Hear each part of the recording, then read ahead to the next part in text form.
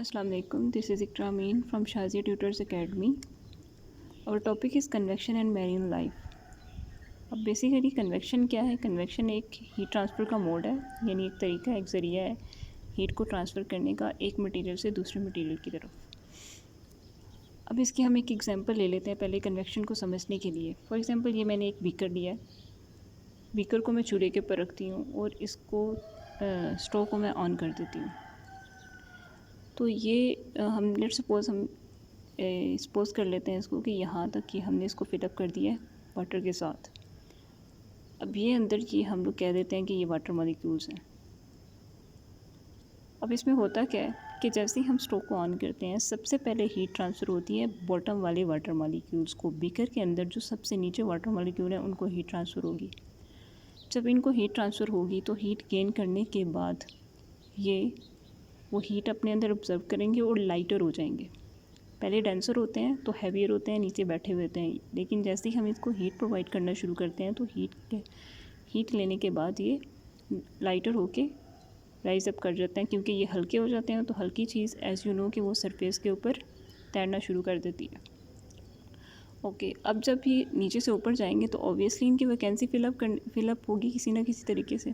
अब इनकी vacancy fill up करने के लिए जो ऊपर वाले डेंसर वाटर मॉलिक्यूल्स हैं वो नीचे आ जाएंगे, यानी लाइटर वाटर मॉलिक्यूल्स ने हीट गेन की और वो लाइटर बॉटम वाले वाटर मॉलिक्यूल्स ने हीट गेन की और वो लाइटर होके ऊपर चले गए, और ऊपर वाले जो डेंसर कोल्डर वाटर मॉलिक्यूल्स हैं वो नीचे आ गए उनकी वैकेंसी को फिलअप करने के लिए। अब ये वाला साइकिल चलता रहता है यहाँ तक कि सारा का सारा मतलब जो हमारा बीकर में पानी है वो सारा हीट गेन कर लेता है और एट द एंड वो बॉयल होना शुरू हो जाता है। अब इसी चीज़ को जहन में रखते हुए हम कन्वेक्शन एंड मैरीन लाइफ का प्रोसेस समझेंगे। अब जिस तरह से यहाँ पे कन्वेक्शन हो रही थी, इसी तरह से हमारी जो वाटर बॉडीज़ हैं उनमें भी कन्वेक्शन होती है। फॉर एग्ज़ाम्पल हम हमारे पास दो तरह की वाटर बॉडीज़ होती हैं। एक तो नॉर्मल रीजन्स में होती हैं, जैसे देखें हमारे इर्द गिर्द जो ओशंस वगैरह हैं या कोई भी वाटर बॉडी है। एक पोलर रीजन्स में होती है। अब जब हम लोग नॉर्मल रीजन्स की बात करें तो उनमें क्या होता है, लेट्स सपोज़ ये हमारी उसकी सरफेस है, किसी भी वाटर बॉडी की सरफेस है। अब डे टाइम पे क्या होता है कि ये सूरज की हीट गेन कर रही होती है,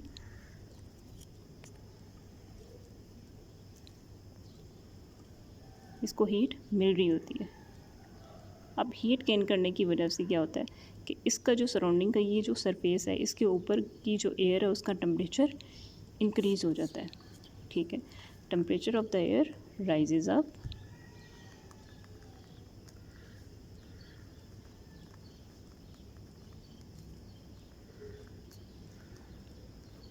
अब एयर का टेम्परेचर इंक्रीज़ होने की वजह से क्या होता है, ये जो वाटर बॉडी के सरफेस वाले वाटर मॉलिक्यूल्स हैं वो भी टेम्परेचर गेन कर लेते हैं, यानी उनका भी temperature heat gain, air particles का टेम्परेचर इंक्रीज़ होने की वजह से वही हीट इनमें भी ट्रांसफ़र हो जाती है। ठीक है, जब वो हीट ये गेन करते हैं तो ये इतनी हीट गेन कर लेते हैं कि ये एवोपोरेट हो जाते हैं, सरफेस से स्कैप कर जाते हैं। एवोपोरेट होके ये सरफेस से स्कैप कर जाते हैं और पूरी सरफेस के ऊपर स्प्रेड आउट हो जाते हैं। इसकी वजह से जो नीचे वाला जो ठंडा पानी है उसका भी टेम्परेचर मॉडरेट हो जाता है। अब अगर हम पोलर रीजन्स की बात करें कि पोलर रीजन्स में क्या होता है, पोलर रीजन्स में इस तरह से होता है कि जैसे देखें हम यहाँ पे तो हीट इनफ गेन कर रहे थे ये वाटर मॉलिक्यूल्स जो थे सरफेस के वाटर बॉडी की किसी भी, लेकिन पोलर रीजन्स में ऐसा नहीं होता। पोलर रीजन्स में क्योंकि सोलर रेडिएशन इतनी ज़्यादा नहीं पहुँच रही होती हैं, बहुत कम मिकदार में जा रही होती हैं, तो वहाँ पे मे बी ये हम ले लेते हैं कि कोई भी वाटर बॉडी है उसकी सरफेस है। अब यहाँ पे देखें, यहाँ पे हीट डायरेक्टली जो सन की रेडिएशन थी वो डायरेक्टली सरफेस पार्टिकल्स तक पहुँच रही थी वाटर के, तो डेट्स वाई वो हीट अप होकर एवापोरेट हो रहे थे। लेकिन यहाँ पे ऐसा नहीं होता, यहाँ पे इर्द गिर्द की जो हवा है इस रीजन में, इस एरिया में, वो सारी की सारी ठंडी रहती है, इतना टेम्परेचर वो गेन नहीं करती। अब हवा के यहाँ पे क्या हो रहा था कि हवा के गर्म हो जाने की वजह से वो साथ में वाटर मॉलिक्यूल्स का टेम्परेचर भी इंक्रीज़ कर रही थी।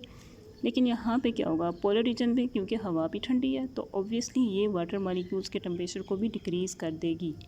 जब ये वाटर मॉलिक्यूल्स के टेम्परेचर को डिक्रीज़ कर देगी, फॉर एग्जांपल ये हमारे ऊपर वाले वाटर मॉलिक्यूल्स हैं, इनका टेम्परेचर इसने डिक्रीज़ कर दिया, हवा की वजह से इनका टेम्परेचर फॉल कर गया। अब जब इनका टेम्परेचर फॉल कर जाएगा तो ऑब्वियसली ये डेंसर हो जाएंगे, यहाँ पे ये जो नीचे वाले वाटर मॉलिक्यूल्स हैं उनका टेम्परेचर तो मॉडरेट रहेगा ना, ठीक है, क्योंकि ये एयर के कंटेक्ट में नहीं है।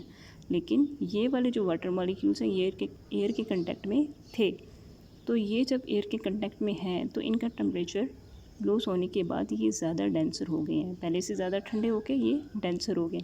जब ये डेंसर होंगे, अब नीचे वाले जो वाटर मॉलिक्यूल्स हैं वो लाइटर हैं इनके कंपैरिजन में, तो नीचे से जो वाटर मॉलिक्यूल्स हैं वो ऊपर आना शुरू हो जाएंगे और ये जो डेंसर वाटर मॉलिक्यूल्स हैं इनकी वैकेंसी फिलअप करने के लिए नीचे चले जाएंगे। अब ये चीज़ किस तरह से हेल्पफुल होती है मैरीन लाइफ के लिए। अब जैसे देखिए हम लोग इंसान हैं तो हमें भी ज़िंदा रहने के लिए बहुत सी चीज़ों की ज़रूरत है, हवा, पानी और इसी तरह से मॉडरेट टेम्परेचर। अब यही चीज़ें मैरीन लाइफ की भी यही चीज़ें ज़रूरत है, मतलब उनको भी ज़िंदा रहने के लिए क्या चाहिए, ऑक्सीजन चाहिए, फूड चाहिए और टेम्परेचर मॉडरेट होना चाहिए वाटर बॉडी का। तो अब ये जो सारा कन्वेक्शन के प्रोसेस हैं ये टेम्परेचर को मॉडरेट रखने में और फूड जनरेशन में हेल्पफुल होते हैं। दूसरी चीज़ ऑक्सीजन लेवल को भी ये बैलेंस रखते हैं। अब ये सारे काम ये कैसे करते हैं, पहले हम लोग देखते हैं फूड डिस्ट्रीब्यूशन को, कि ये फूड डिस्ट्रीब्यूशन में कैसे हेल्पफुल होते हैं।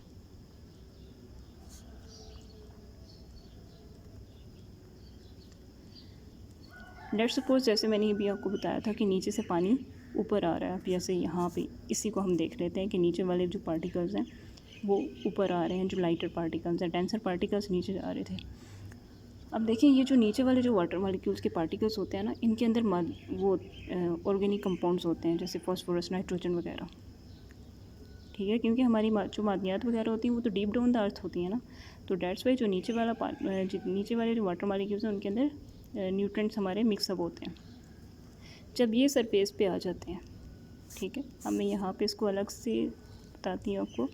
जब ये नीचे वाले वाटर मॉलिक्यूल्स सरफेस के ऊपर आ जाते हैं, ये हमारे न्यूट्रिएंट्स वाले मॉलिक्यूल्स होते हैं, यानी इनके अंदर न्यूट्रिएंट्स भी ऑब्जर्व हुए होते हैं, ठीक है, फॉर एग्जांपल फास्फोरस, नाइट्रोजन वगैरह।